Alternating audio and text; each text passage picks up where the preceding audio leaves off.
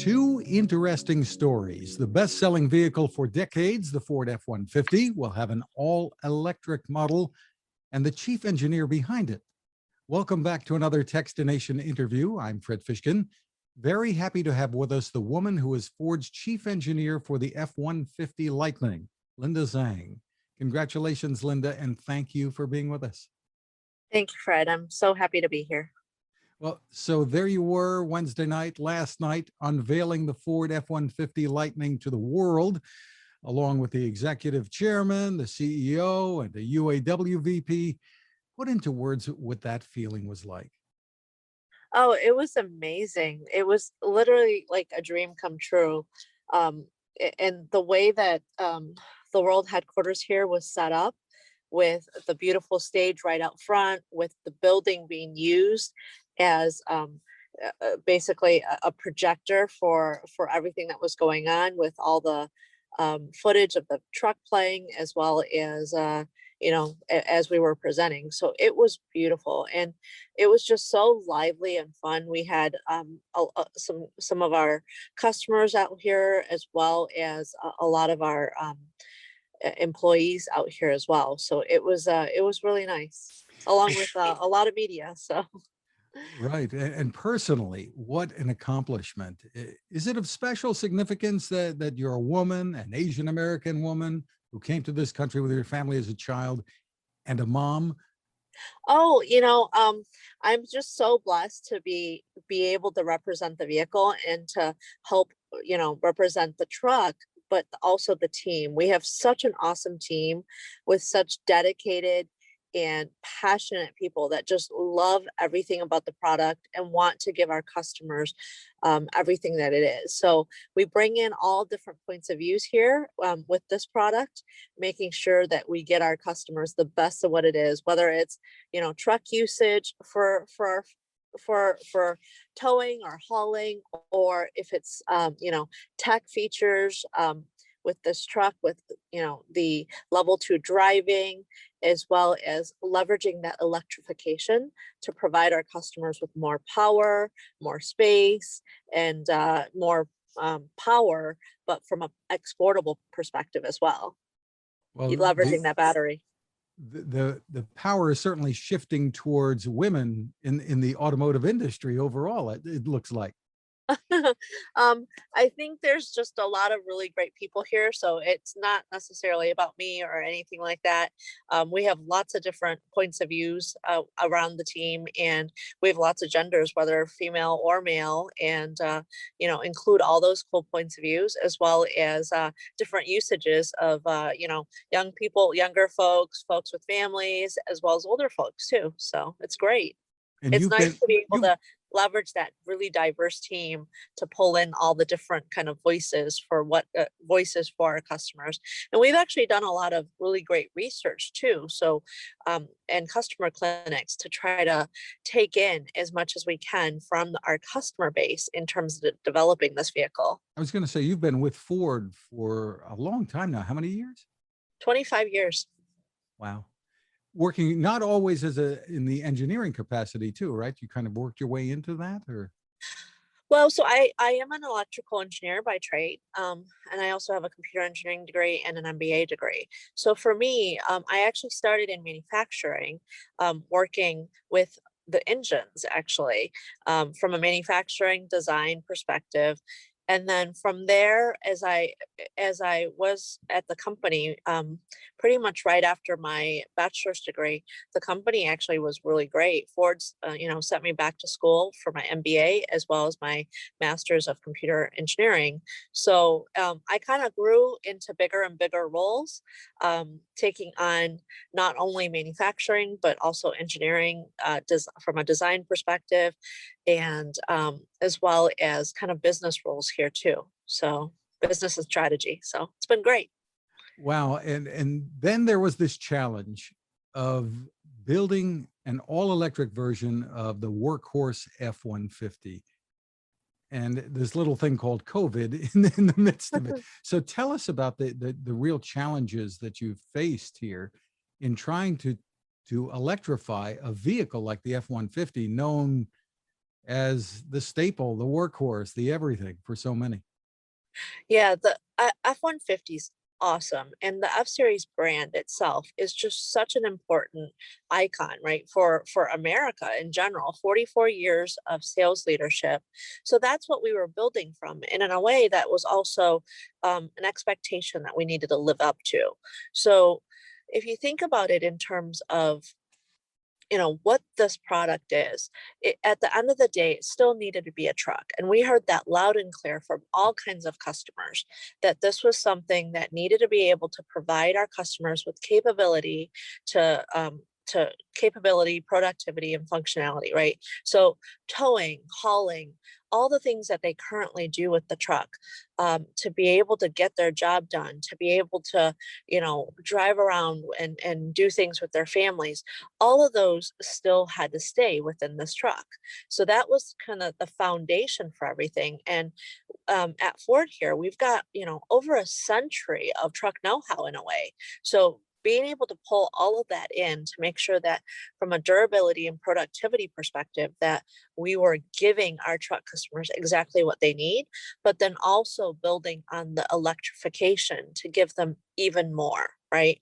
Electrification opened us up so many avenues in this truck, whether it's performance and that, smoother acceleration and fast acceleration, but also the ride aspect of it too. That's like the first bit that electrification opens up with that near instant torque.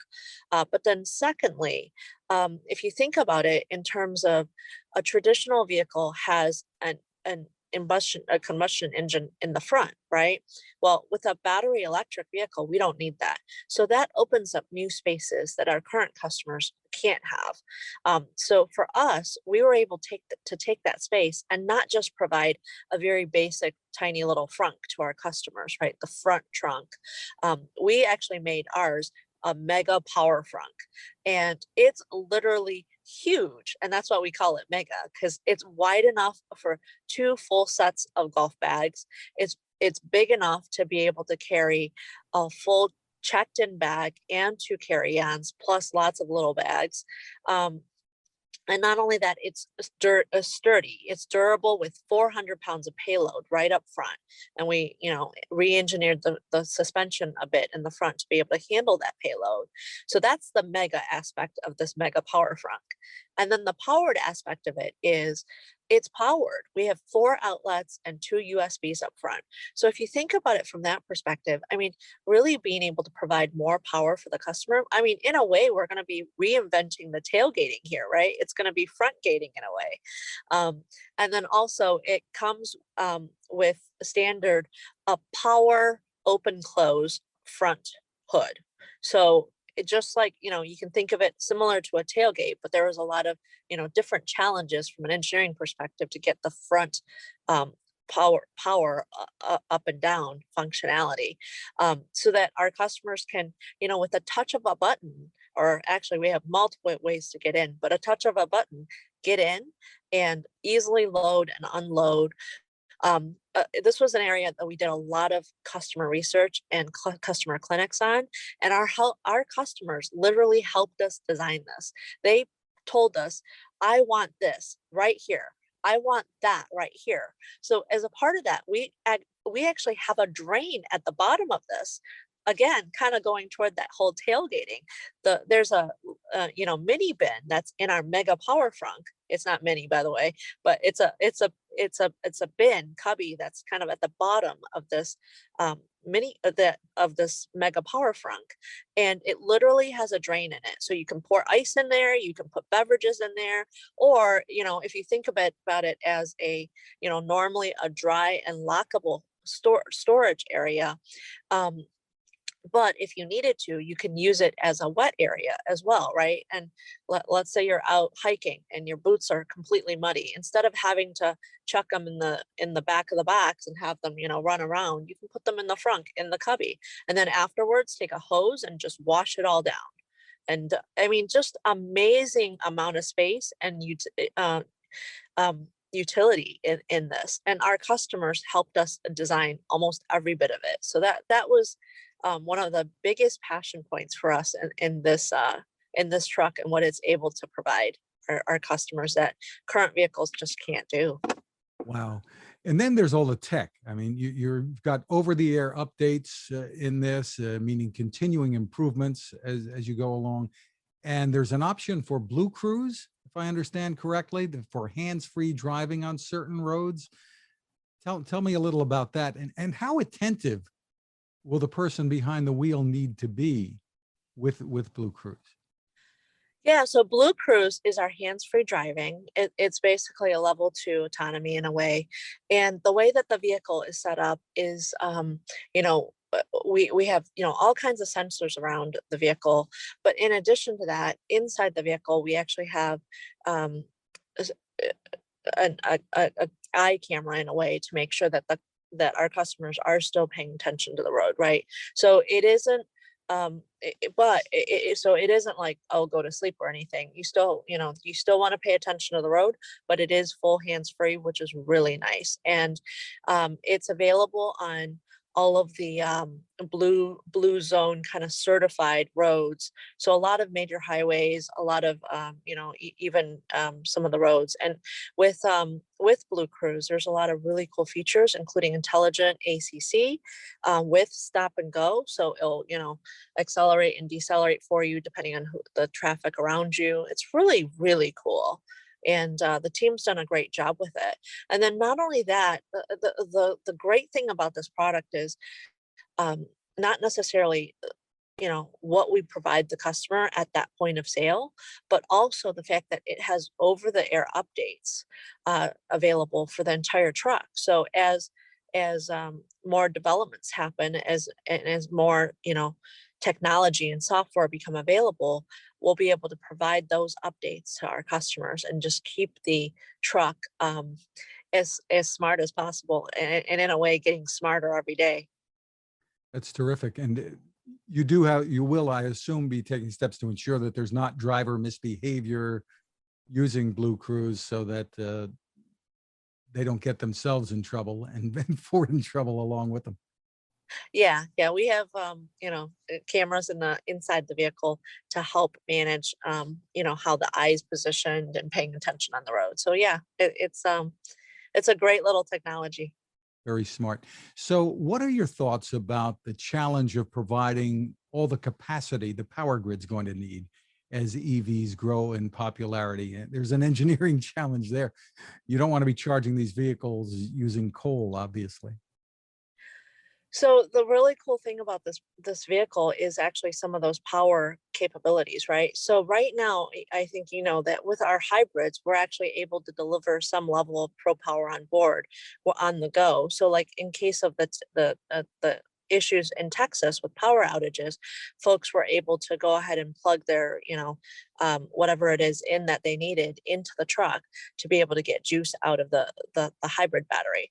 With this all electric vehicle, we have a much bigger battery, so a lot more capability for that pro power on board, whether it's plugging more things in, keeping a work site going or campsite going, or we actually are starting an even cooler feature, which is this ability to use the vehicle as a backup generator in the home as well, right? So with our wall box, and if a home inverter is installed, it could actually help protect the customer's home as a whole, as an entire ecosystem during these outages. So then you can kind of plan your not only like the times that you charge and utilizing that energy in the vehicle for accepting the the electricity. It can actually,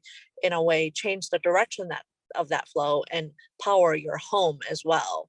And based on a lot of the analysis that we've done, this is something that our customers are super excited about, especially in cases of like California where they have rolling blackouts, right? So in a way, what the vehicle can do is sustain the home, and then when there is power, smart enough to charge the vehicle up so that you can kind of keep using this vehicle almost as a buffer for your home energy. And I think I read in terms of keeping the vehicle charged, that you were going to have a partnership with Sunrun, encouraging people to use solar power when possible. I don't know. Yeah, so that's this intelligent backup.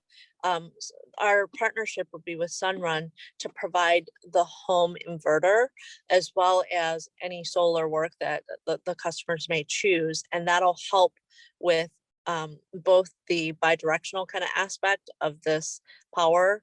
But also, you're right. I mean, in a way, it allows our customers to kind of go greener with the solar panels and be less reliant on the grid. Right, because I guess if we have so many new EVs out there, the question is, can the grid as it exists today handle it? And the answer is that we're going to need some new solutions, I suppose. Yeah, possibly. Yeah, I'm just the chief engineer here, but Right. yes, infrastructure is something that's going to be really important, and that's where, you know, I think it's, in a way, it's really nice because this truck has gotten a lot of really great attention, right? President Biden was out here on Tuesday, and you know, he's very passionate about electrification. So in a way, hopefully he'll be helping with some of that infrastructure as well. Now, I know you're in the parking lot there or nearby. Do you have the ability to get out and show us the truck at all? Oh, definitely. Yeah, I can do that. So we actually have a different truck today out here than the one that was used for reveal. In the meantime, tell us, and you can show us maybe, what do you think some of the key features are that are going to attract people to the F-150 Lightning? Maybe those who are new to the brand overall, and the many longtime F-150 owners. So I'm at the truck here. All right. So let me show you real quick, and then I'll get back to you on that question. Is that okay? Sure. So this is our truck with our world headquarters building behind it. This one is a Lariat truck, but as you can see, it's still very much a truck, right? And that's what we heard from a lot of truck customers, is that they wanted it to look distinct and modern, but not different. They didn't want it to be necessarily a science experiment. They wanted it to not only look like a truck, but also function like a truck. So, you know, for example, on the side, you can see, you know, we have a very traditional box. And I think that's helpful because, you know, you can come up and lean in and, you know, grab things versus, you know, if you have an angled kind of thing or some other kind of different design, it's just because it's much harder. In addition, we also heard from a lot of truck customers that they wanted the box to stay very much similar because they wanted to be able to take their current vehicle accessories, whatever they might have for box, and just transfer it right into the product. So in a way, that was something that we kept very common as well. But if we take a look at the front of the vehicle, right, as we talk about distinct but not different, we can see that it does have a very distinct look with the light bar going around the headlamps, around the grille, and then on the other side of the headlamps. So that gives it that nice, beautiful, distinct look, whether it's day or night. Also, our headlamps are full LED projectors with dynamic bending. And that technology is really great, and it's really helpful from a functionality perspective. That dynamic bending really allows, you know, the headlamps almost to swivel a bit when you're starting to turn, right? It takes that steering input into consideration and basically dials the headlamps to the left if you're starting to steer to the left. Also, that grille and all the sheet metal on the vehicle, we do have a lot of changes for hood, fender, and box.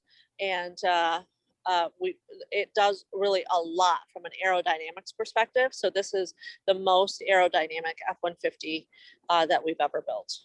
So that light bar is going to be the giveaway for people when they see these on the road.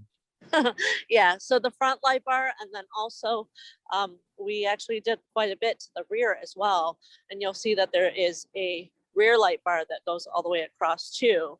And a very distinct tail lamp look, right?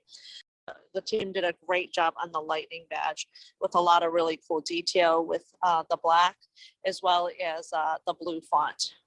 So really a lot of exciting stuff and a lot of details in the vehicle. Even the wheels, right? These are very, very aerodynamic, but they're also really beautiful and got a lot of detail to them. Linda, the range starts where and goes to where? So the range on the standard battery is 230 miles, and on the extended battery is 300 miles.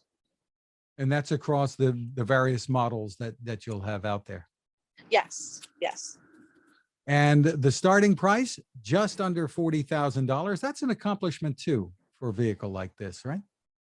Oh my gosh, that's so exciting. We've worked so hard to ensure that we kept costs down in the vehicle, leveraging a lot of the awesome benefits of having a large company, being able to buy in scale, whether it's modules or seats or even just software development, right? So a lot of what we talked about with the Blue Cruise, we're able to offer that on a lot of vehicles. So that software development,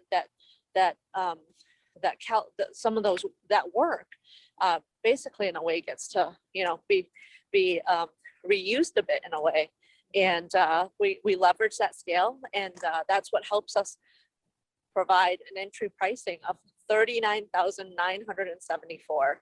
It's very, very, it's a wow price, right? Because I think it'll allow electrification to be adopted a lot easier for our customers. And while the F-150 Lightning doesn't arrive until the spring of next year, people can reserve their spot in line with a $100 deposit starting now, I guess, right? Yeah, I encourage everybody to do that. It is such an awesome product. And reservations started last night right after reveal, and from what I'm hearing, it's going very well. So I encourage everyone to get in and get their spot in line. Ford.com is the place to go. Linda Zhang, thank you so much for taking the time with us and giving us a little tour. Oh, you're very welcome. Thanks for having me, Fred. Now this. It takes a lot of listening to build a better radio, and that's just what the folks at C. Crane have done. Bob Crane and his crew, nestled among the rivers and tallest trees in the world in Fortuna, California, have made a habit of listening to their customers. And that's just what they've done in building the CC Skywave SSB, the Swiss Army knife of portable radios. For everyday listening to AM or FM in the yard or patio or on the nightstand without having to drain a mobile phone battery, it's a great companion. But it is also a companion equipped for NOAA weather information and alerts that can be life-saving. You can listen to FEMA and Coast Guard transmissions too. Beyond all of that, you can tune into shortwave signals from around the world. It's compact, easy to take with you, and built to last. The CC Skywave SSB. Click on the link at Techstination.com.